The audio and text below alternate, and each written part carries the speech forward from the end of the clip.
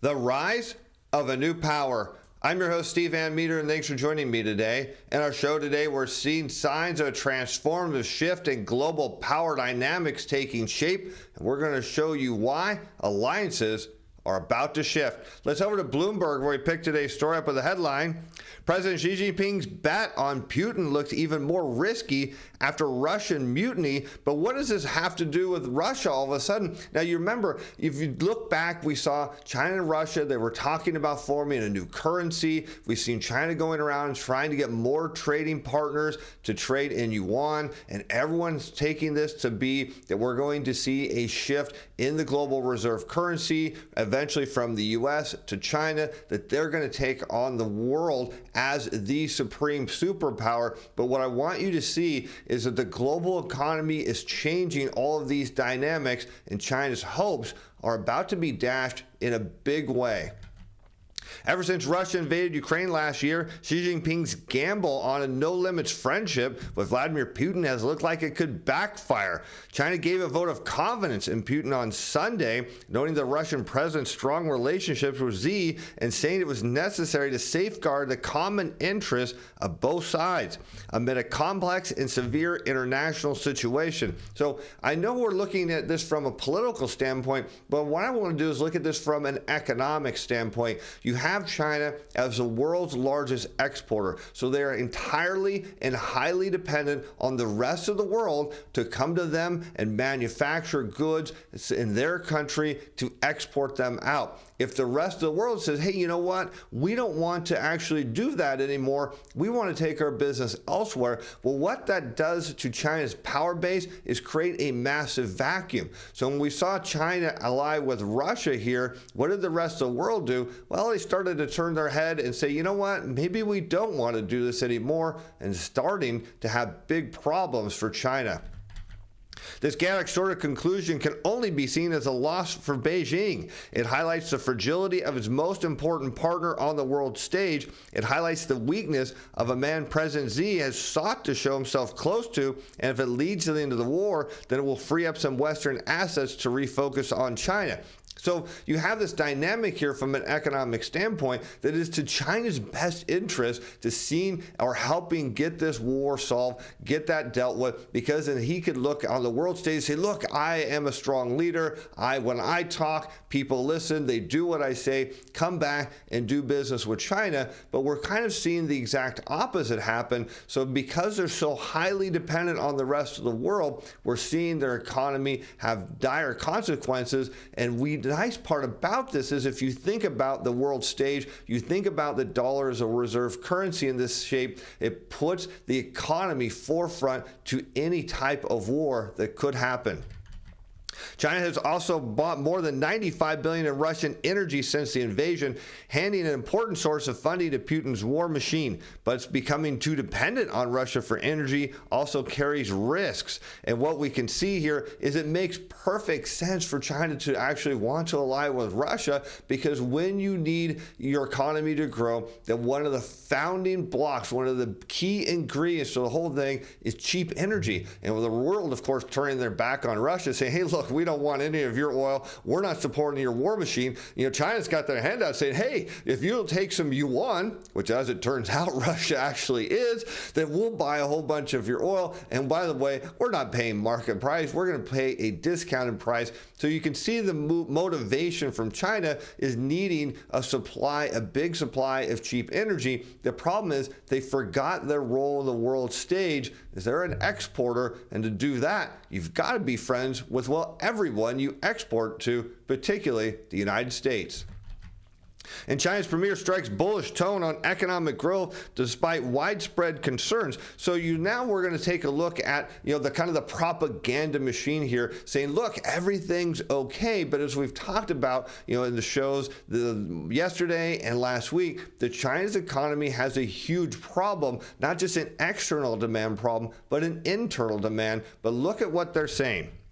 We are on track to achieve the annual growth target of around 5% that we set earlier this year, and we are fully confident and have the ability to promote the high-quality development track of China's economy over a long period of time, suggesting that there could be more measures to support growth. Well, let's tackle this twice here because there's two issues. And one is a 5% growth rate for China. Now, that's really slow. For the U.S., if we could have a sustainable 5% growth rate, that would be kind of lights out for our economy. I mean, we would just be going gangbusters, but for China, that's actually slow. And then notably, what did they say here? Let's go back and look.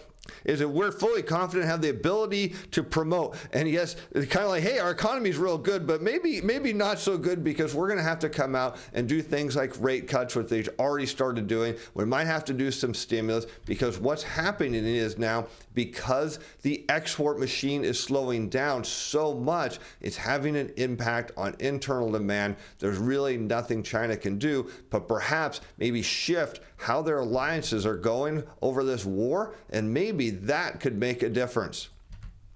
Because China's losing its shine as foreign businesses pack up and venture to new horizons. You know, people have gotten tired of what's going on there. There's a lot of regulations there that people are starting to have to deal with. But the COVID-0 lockdown was a huge problem for businesses, and they're starting to look around the world and say, you know what, maybe we don't have to manufacture in China anymore. Maybe there's some other low-cost countries that have favorable laws and rules that we could go and shift our factories. Yeah, it might be expensive at first, but maybe over the long term, it will be better.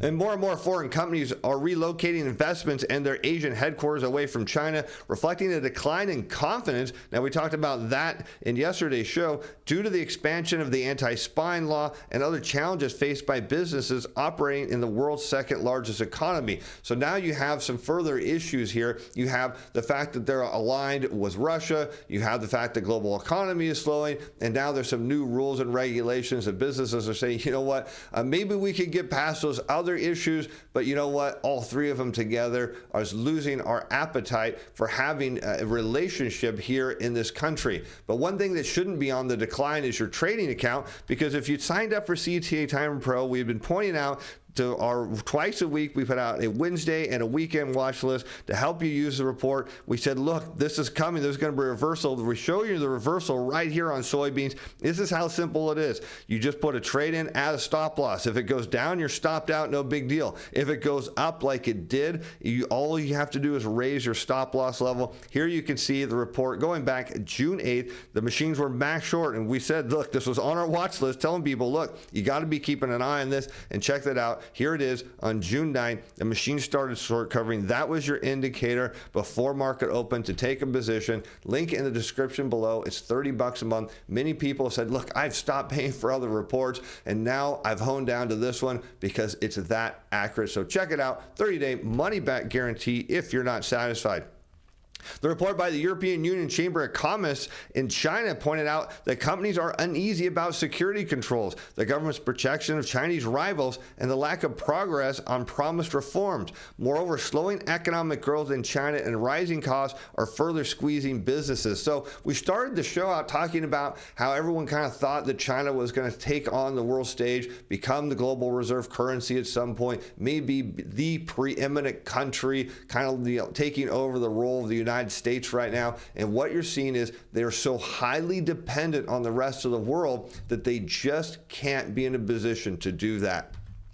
The chamber president also said that business confidence in China is currently at the lowest recorded level. This is ever in the history of their data. It is pretty much at the lowest we have on record. And this is, of course, a sign, no confidence, not only from a business perspective, but if you think about internal consumption. If you are a worker in China and you go to work and you've seen there isn't that much work, you're not going to turn around and say, hey, you know what? I want to go buy that, new condo in that big new tower they're building. I want to go out and spend a bunch of money and buy new cars and do all this stuff, because you're wondering if you're even going to have a job. And that's why what we're seeing here is this new world order is starting to shift. What everyone thought was going to be centered around China may not be them at all. And China Premier warns economic barriers will lead to confrontation. So this is kind of the wake-up call you're seeing on this internal kind of side of China, saying, look, they're starting to recognize that, hey, we have a problem here. We're losing businesses. Demand is going down. It's going to our competitors. We need to bring it back. And notice how they're doing it. They're making it a political issue here. China's Premier Li Qiang warned that governments will attempt to politicize their economies and only fragment the world as the U.S. and Europe de-risk supply chains from the Asian nations. So, they got to love this because he's making it a political issue when really there are a whole lot of other factors going on. Again, we can look back to the COVID-0 policy being one of the big ones. And now we're seeing businesses leave and they're trying to say, hey, look, you better not go.